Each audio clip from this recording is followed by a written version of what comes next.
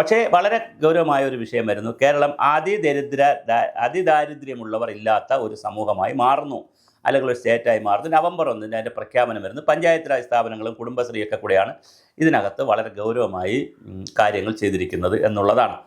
എങ്ങനെയാണ് ഇത് ചെയ്തത് എന്നതിനെ സംബന്ധിച്ച് ഗുരുതരമായ ചില ആരോപണങ്ങളും ചില ക്ലാരിറ്റി വേണം എന്ന് പറഞ്ഞുകൊണ്ട്, വ്യക്തത വേണമെന്ന് പറഞ്ഞുകൊണ്ട് 20ഓളം ശാസ്ത്ര സാങ്കേതിക രംഗത്ത് പ്രവർത്തിക്കുന്ന 20ഓളം പേർ സർക്കാരിന് കത്ത് കൊടുത്തിട്ടുണ്ട്. Doctor RVG Menon, doctor KG താര തുടങ്ങി കുറേ അധികം ആളുകളാണ് കത്ത് കൊടുത്തിരിക്കുന്നത്. അവർ കൊടുത്തിരിക്കുന്ന, പിന്നെ ഉമ്മൻ, ഡോക്ടർ MA ഉമ്മൻ, എല്ലാ സാമ്പത്തിക വിദഗ്ധരും, സാമൂഹ്യ നിരീക്ഷകരും, സാമൂഹ്യ ശാസ്ത്രജ്ഞരും, പരിസ്ഥിതി ശാസ്ത്രജ്ഞരും, അതായത് സമൂഹത്തിൽ എന്തെങ്കിലും ഒരു സോഷ്യൽ ഇൻഫ്ലുവൻസ് ഉള്ള ആളുകളാണ് കൊടുത്തിരിക്കുന്നത്. അവർ ചോദിക്കുന്ന ചില ചോദ്യങ്ങൾ വളരെ കൃത്യമാണ്.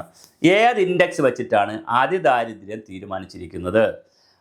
ചില ഉദാഹരണങ്ങൾ അവർ പറഞ്ഞു. ആശാ വർക്കേഴ്സിന് 7,000 രൂപ കൊടുക്കുന്നു, അതിന് 30,000 ഭാഗിക്കുമ്പോൾ 263 രൂപ അല്ലെങ്കിൽ 250 രൂപയ്ക്കും ആ ഒരു റൗണ്ട് ചെയ്തുള്ള പണമാണ് ആശാ വർക്കേഴ്സിന് കിട്ടുന്നത്. അവർ അതിദാരിദ്ര്യത്തിൽ വരുമോ, അതോ പിന്നെ അതിൻ്റെ മുകളിൽ വരുമോ? പട്ടിണി ദാരിദ്ര്യമില്ലാത്തവരുടെ മുകളിൽ വരുമോ?